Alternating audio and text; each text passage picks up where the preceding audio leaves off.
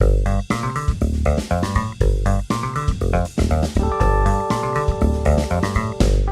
extremamente complicado. É quem consegue de alguma forma navegar. Então a gente faz um parênteses voltar à história de consciência de classe. Veja, quando ele... Então eu estou voltando para 1920, tá certo? A gente estava em 1950, mais ou menos, estou voltando em 1920, depois eu volto, que eu pulei um pedaço. Veja, quando ele está fazendo a transição do Hegel para o Marx, e vem a Revolução Russa, e ele aí vira comunista, entra no Partido Comunista, ele decide escrever uma série de ensaios, dizendo por que o Partido Comunista é a realização da humanidade no seu mais alto grau. E não só o Partido Comunista é a realização da humanidade no mais alto grau. O Comitê Central do Partido Comunista é a realização mais elevada da consciência revolucionária mais elevada que a humanidade, da consciência revolucionária possível, mais elevada que a humanidade pode ter, tá certo? E o que ele está dizendo é que você vai ter, né, na prática do Partido Comunista e na teoria do Comitê Central, na teoria produzida pelo Comitê Central, você vai ter a realização teórica e prática da consciência para si da humanidade. Então, finalmente, o proletariado encarna aquilo que o Hegel, lá na virada do século XVIII para o século XIX, estava dizendo: a humanidade vai encontrar sua consciência absoluta para si. Materializou-se historicamente no Partido Comunista, tá certo? E ele vai fazer uma série de textos que são belíssimos. Se vocês forem ler os textos, são textos encantadores. Talvez seja História e Consciência de Classe o livro mais lido, mais publicado de Lukács ao longo do século XX, né? Agora, o livro, se vocês forem fazer uma leitura cuidadosa, o livro tem problemas gravíssimos.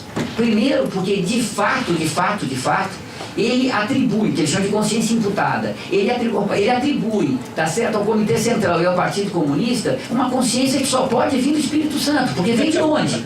Percebe? Não tem nenhuma origem real na luta de classe, não tem uma origem possível histórica, não tem, vem, tá certo? A humanidade no seu processo de desenvolvimento produz, mas como produz, tá certo? E a outra coisa que é muito engraçada é que ele vai fazer uma afirmação que acabou sendo muito repetida, mas se a gente pensar bem, é uma loucura.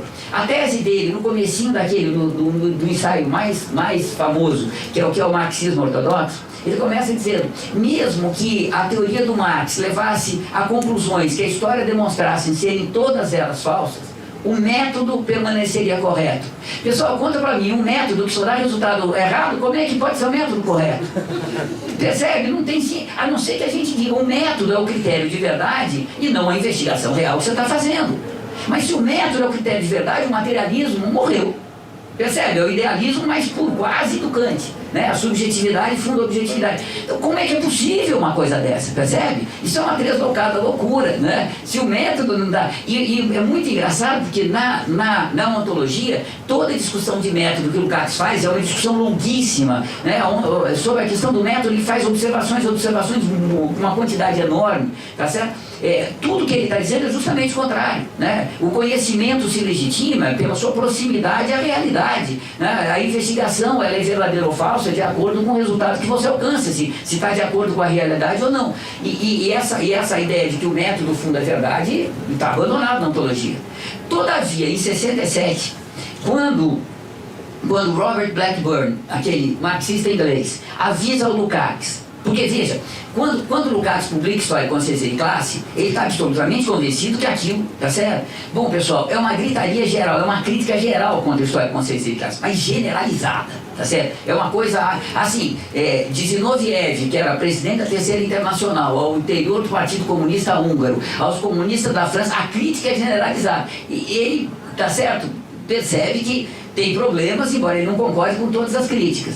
Então ele decide fazer um recuo e ele decide em seguida, tá certo? Eu vou contar um pouco mais sobre isso para vocês, mas em seguida ele começa a se transformar de fato em materialista, começa de fato a abandonar o resto de hegelianismo que ainda ele tem em 1920, História e Consciência de Classe, e o resultado disso é que ele proíbe a republicação de História e Consciência de Classe forever. E o livro vira uma raridade. Tá certo? É aquela coisa que quem encontra, né, como encontra uma loucura, uma raridade completa, né?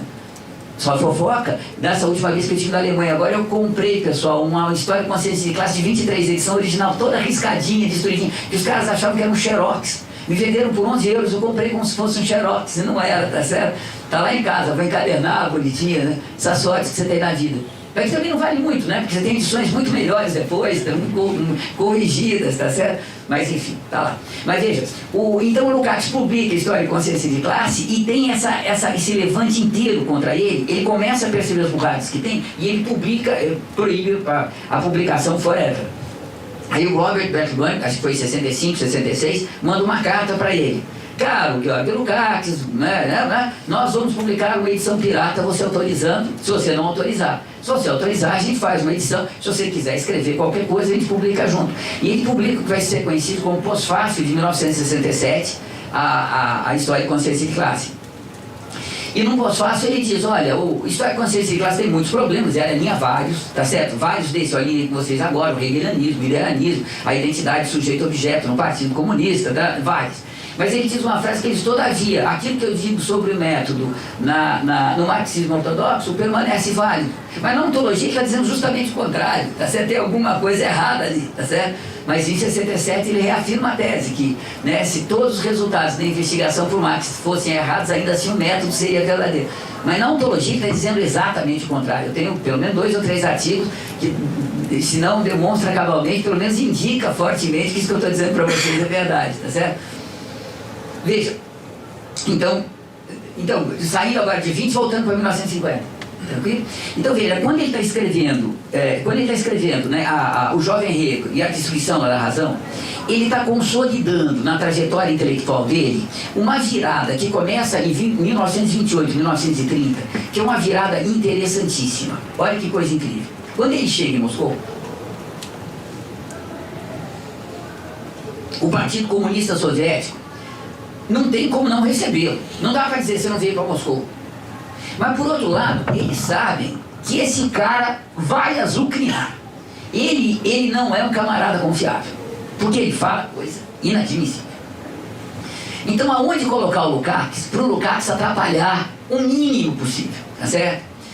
Quando o Lenin, em 1921-22, percebe que o governo bolchevique não vai ser destruído pela contra-revolução, pela guerra civil, o Lenin pega o principal estudioso de Marx que eles tinham, um cara chamado Ryazanov, pega o cara, dá um baú de barras de ouro, porque o rublo russo, que era o dinheiro russo, nessa altura não valia absolutamente nada, e manda o cara para a Europa para comprar tudo que tivesse de manuscrito do Marx e do Engels, para começar a editar as obras completas do Marx e do Engels. Então ele vai para lá, traz material para Dedéu, compra material para Dedéu, tá certo? E eles fundam em Moscou o Instituto Marx e Engels, para começar a editar as obras completas de Marx e Engels. E nessa altura, veja, o que eu estou falando para vocês, 1920, 1928, 29, 30, nesse momento, a Rússia está, veja, num processo de reconstrução, está destruída, está numa situação, é o início dos planos quinquenais, a briga no interior do Comitê Central. Então, veja, não tem dinheiro, não tem recurso, não tem energia, não tem interesse, não é estratégico organizar, percebe? Não é uma prioridade, melhor dizendo, organizar as obras completas do Marx.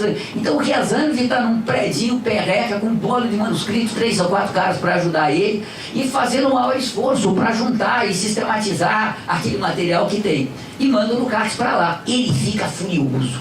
O Ryazanov tem uma carta que ele manda do Comitê Central dizendo: vocês são malucos, aqui já está em trabalho demais, vai mandar esse cara que só vai aperrear a gente, que é um cara que só cria problema, onde vai? Vocês estão pensando que isso aqui não é assim, né? Mas também assim, que ali é o lixo da Terceira Internacional, vem tudo que não presta. Não falou nessas palavras, mas a intenção era essa, né? E o Lukács chega lá e o Ryazanov diz para ele: olha, vai fazer a coisa menos importante que tem. Tem um bloquinho ali amarrado com uma fita rosa, tá certo? Vai ver o que é aquilo. É os manuscritos de 44. O Lukács lê os manuscritos e fica embevecido, tá certo? Ele fala: olha, pela primeira vez a gente tem como que o Marx virou marxista, como é que foi a transição, né? Pergunta? Não, tá, tranquilo, tá, não, né? Então, né, como é que o Lukács fez a transição do Hegel para o Marx, o trabalho, categoria fundante, etc, tá, de fato, nos manuscritos de 44 você tem aquilo. Ele fica encantado, ele fala: agora eu estou entendendo, de fato, que é real aquilo que eu já intuía, mas não tinha nunca elaborado. A obra do Marx só tem como ser entendida como uma totalidade. A obra do Marx é aquilo que em alemão eles vão chamar de Weltanschauung, é uma concepção de mundo, é uma totalidade. Você não é uma economia, uma sociologia, uma história, uma estética, uma ética, é uma totalidade. Diferente do que a ciência burguesa, lembra, tá fazendo? Biologia, matemática, química, filosofia, sociologia, é diferente disso. O Marx está pensando a humanidade como um todo, portanto não tem como você. Isto é o germe do que lá na frente, na década de 60, 30 anos depois, vai virar ontologia. E a primeira manifestação mais madura, desse processo de desenvolvimento vai ser o jovem Hegel e a destruição da razão. Você ainda não tem ali a afirmação, a obra do Marx é uma ontologia, uma concepção de mundo, assim. Mas isto já está subjacente. Ele não está mais fazendo o Marx economista, o Marx sociólogo, o Marx historiador da hora. Ele está tratando isso como um todo. E a crítica que ele está fazendo ao irracionalismo, que vai dar no Heidegger e no nazismo, a crítica que ele está fazendo parte do pressuposto da concepção de mundo que está subjacente ao irracionalismo. Ele já está trabalhando, tá certo? Com a totalidade da concepção de mundo, opondo a totalidade da concepção de mundo irracionalista à totalidade da concepção de mundo no Marx. E isso vai ganhando densidade, ele vai juntando cada vez mais argumentos, ele consegue elaborar cada vez melhor, ele consegue interpretar cada vez melhor aquilo que o Marx está escrevendo nas diversas fases da vida, nas diversas obras, e isso vai crescendo dentro dele, tá certo? Veja, isso significa duas coisas. Quando ele está neste processo, veja, a União Soviética faz parte do bloco vencedor na Segunda Guerra Mundial, e no processo de expulsando os nazistas, o exército nazista, a União Soviética vai invadindo toda a Europa Oriental, até chegar em Berlim. Então veja, toda a Europa Oriental, de Berlim em direção a leste, vai ficar sob domínio soviético. Isso inclui, naquele momento, a Polônia, a Tchecoslováquia, a Hungria, a Bulgária e a Romênia. Então a Hungria agora virou soviética, sem nunca ter feito uma revolução para valer, num país incrivelmente conservador e atrasado. E agora tem o governo soviético, tá certo?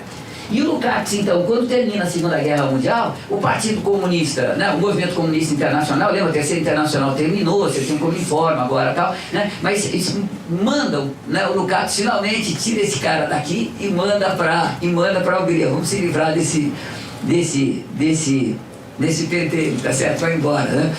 E vai ser muito curioso, porque nessa trajetória o Lukács acumulou em Moscou uma quantidade de inimizades e de inimigos. Tá certo que é uma coisa, vocês terem uma ideia como era a situação dele? No finalzinho dos anos 30, a União Soviética está organizando uma enciclopédia marxista. A Academia das Ciências da União Soviética, ou seja, a junção de capos e CNPq deles, tá certo? Decidem publicar uma enciclopédia oficial.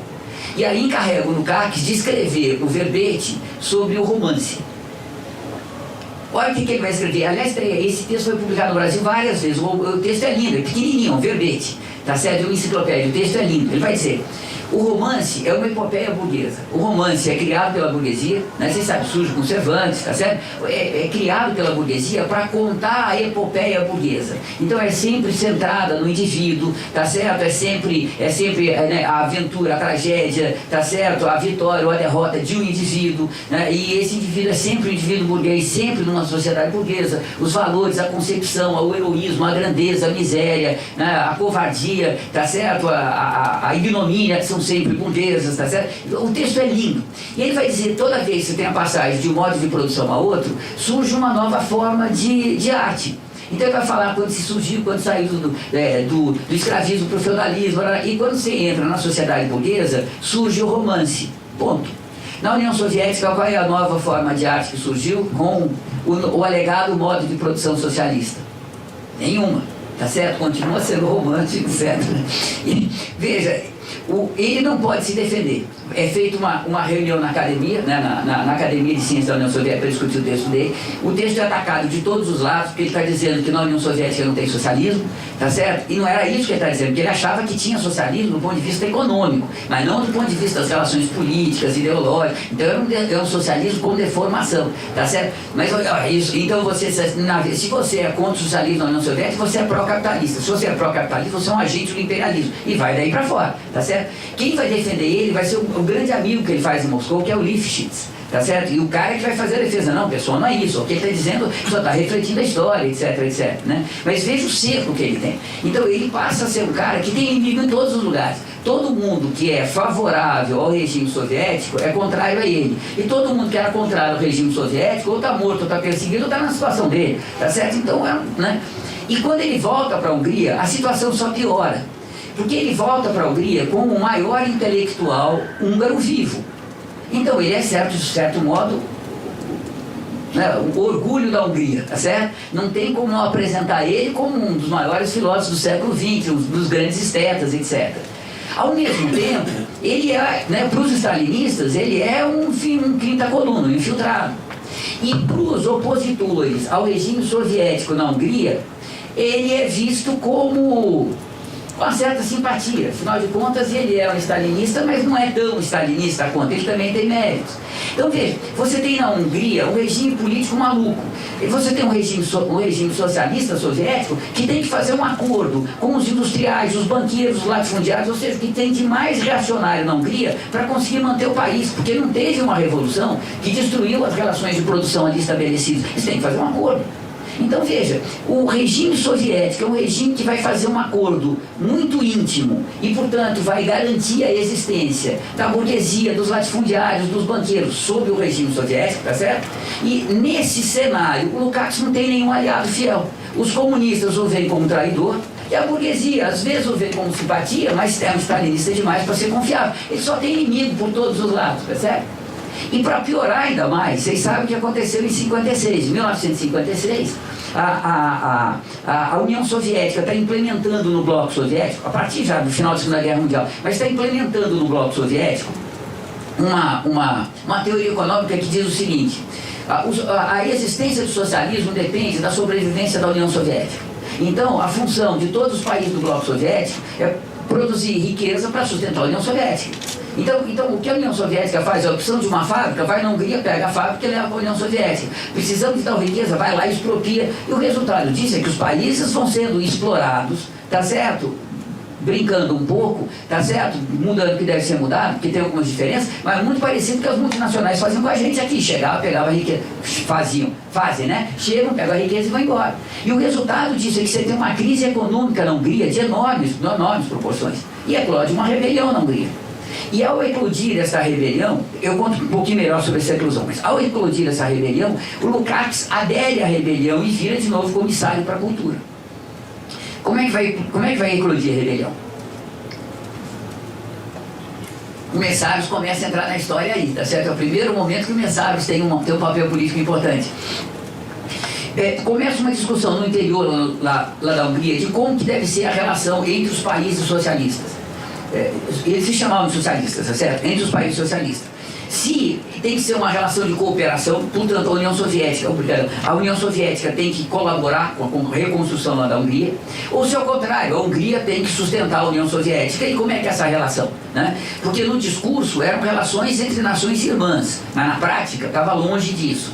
Então começa uma discussão, e aí tem a ver com toda a discussão sobre a questão do nacionalismo, marxismo, né? A questão nacional no interior do marxismo, é uma coisa que tem uma certa tradição.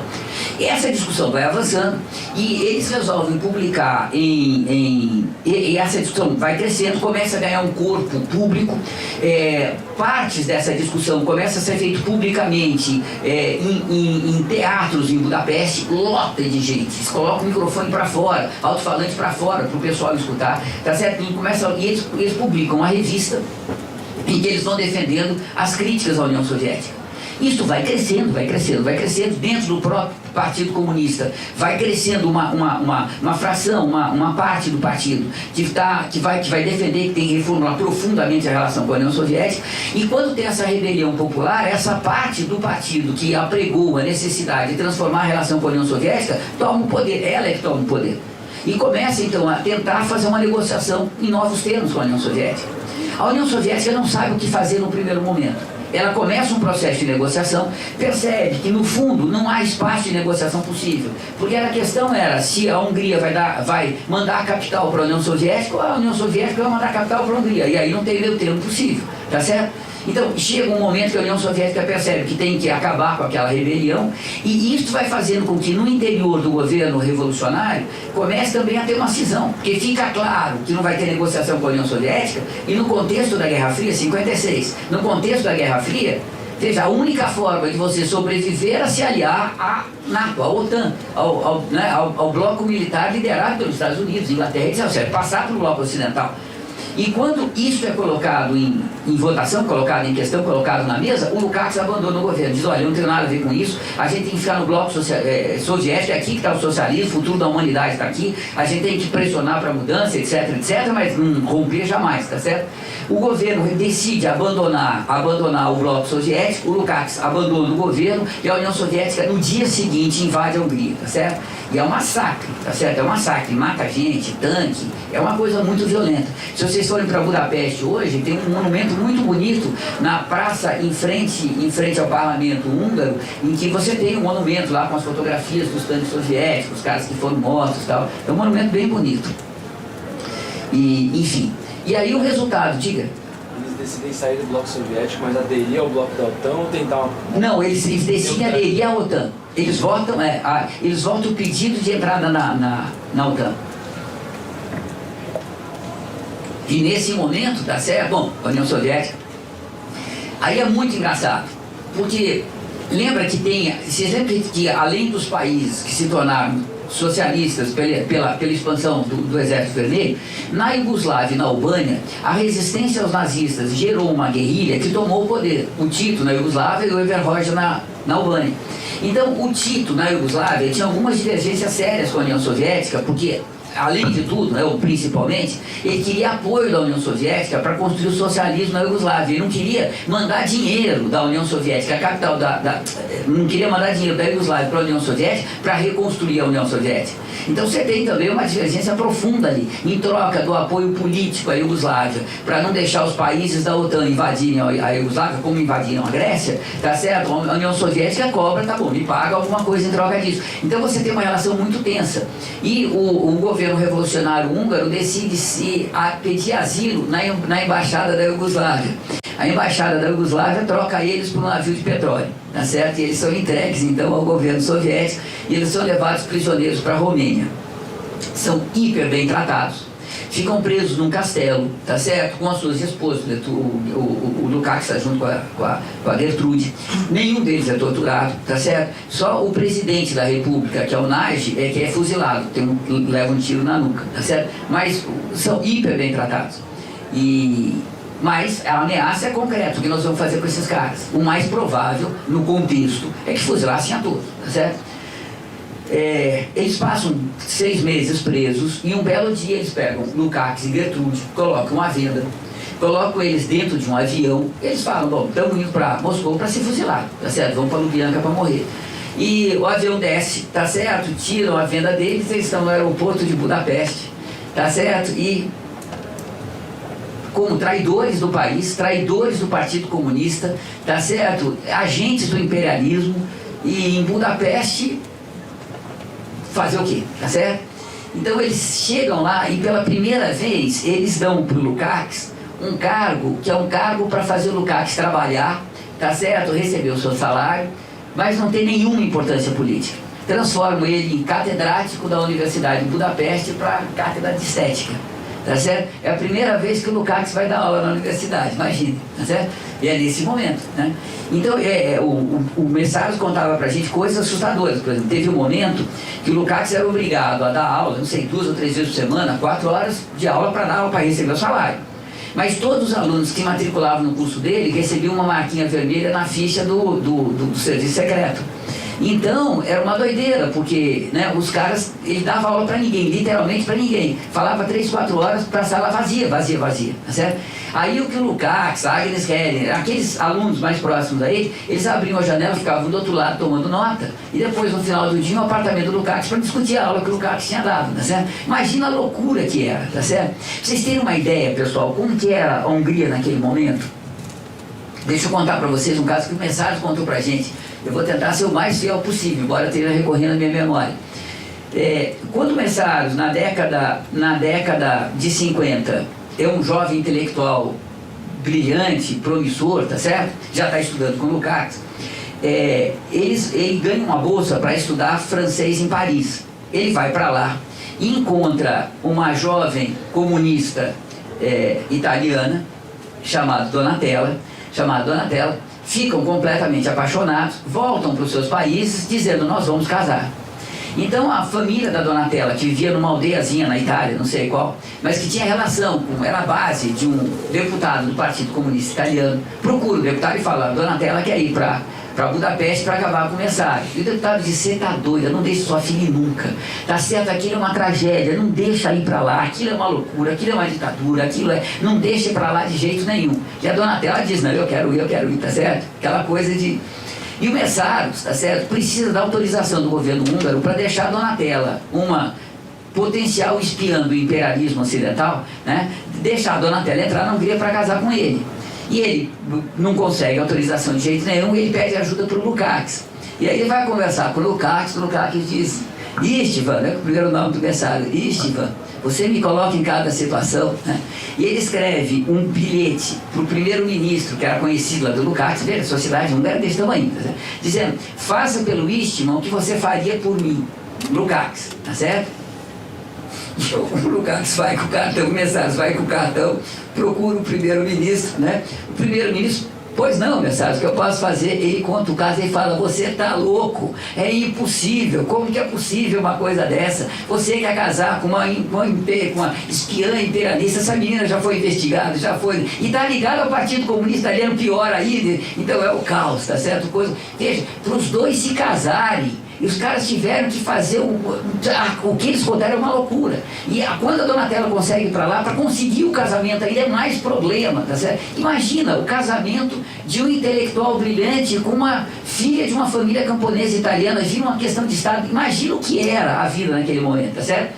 E é nesse momento que a sociedade está assim, que o Partido Comunista Húngaro decide abrir a última grande ofensiva política que o Lukács vai viver na vida dele, tá certo? Que é no ano de 59, e eles eles publicam na Alemanha uma coletânea de textos chamado Lukács e o Revisionismo.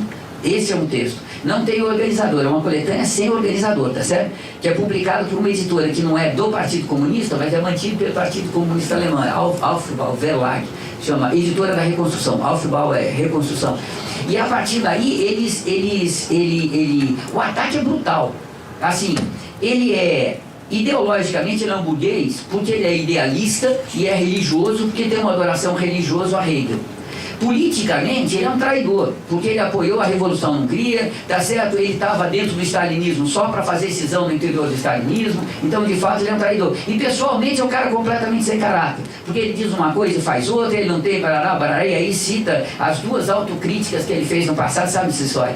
Né? Tem dois momentos, um deles é quando a tese de Blum, em 1928, é aplastrada naquela luta interna, e ele faz uma autocrítica. Ele diz: tá bom, eu estava errado, tá certo, não era exatamente, né, eu não tinha ideia dos meus equívocos, etc., mas era o preço que ele tem que pagar, que ele diz que tem que pagar para permanecer no interior do Partido Comunista, etc., né? Então, nesse momento, o partido ele fez autocrítica, mas nunca foi sincero, e a crítica, os textos são duríssimos, não só profundamente falso, não só profundamente injusto, mas o texto é duríssimo. Ele acha que vai ser fuzilado. Ele vai para o interior com a casa que a irmã dele tinha no interior lá da Hungria, vai para lá e fica escondido, não quer encontrar com jornalista, não quer dar entrevista, tá certo? Quer ficar lá escondido para tentar até que a onda diminui, tá certo? E aí, enfim, tá certo? A onda ele consegue sobreviver, mas a um preço político extremamente alto, ele fica completamente isolado. E os alunos dele, então, bom, né? Se ele é um agente imperialista, os outros são aprendizes de agente imperialismo, tá certo? É uma loucura, né? Veja, em 1956, quando a Revolução Húngara é derrotada, o Messáros abandona a Hungria, o Messáros diz para o Lukács: isso aqui não é socialismo nunca, não vai dar nunca em socialismo, isso aqui não passa uma ditadura, sai, né, vem para o mundo ocidental, ele vai para a Itália, depois ele vai para o Canadá, depois vai na Inglaterra, onde ele ficou até morrer. Mas os outros alunos decidem ficar, e o Lukács fica, defendendo sempre: isso aqui é socialismo, ainda que com deformação, não, o melhor socialismo, o pior socialismo é melhor do que o melhor capitalismo, que é aqui que vai passar a história da humanidade, e assim sucessivamente. Veja, nesse momento, 1950, 1960, o Lukács já está, veja, ele nasceu em 85, o Lukács já está com 65, 67 anos de idade. Tá velho. E ele decide escrever as obras que seriam a síntese, tá certo, da trajetória intelectual dele. E ele decide começar por fazer uma estética. Ele vai finalmente tentar escrever uma estética de base marxista.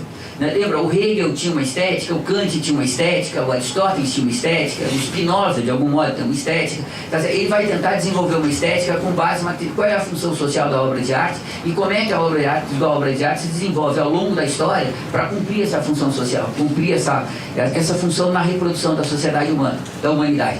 E o resultado disso é um plano gigantesco de uma obra em 3 ou 4, em 3 grandes volumes, tá certo? Que ele escreve o primeiro volume, que é essa estética do Lukács que a gente conhece, que foi publicado na Alemanha em 2 grossos volumes e foi publicado na edição espanhola em 4 volumes menores, pela Grijalva, tá certo? Tem uma edição que não tem alguns capítulos, a edição foi autorizada pelo Lukács. Eles tiraram alguns capítulos que o Lukács também não considerava fundamental para fazer um pouco menor. Tem uma tradução italiana, mas é só o que tem, tá certo? E ele escreve só a primeira parte. E quando ele está terminando de escrever a primeira parte, no final dos anos 50, para o comecinho dos anos 60, ele decide abandonar a estética e decide escrever uma ética. Deixa eu fazer um parênteses para contar para vocês algumas coisas. Nesse momento...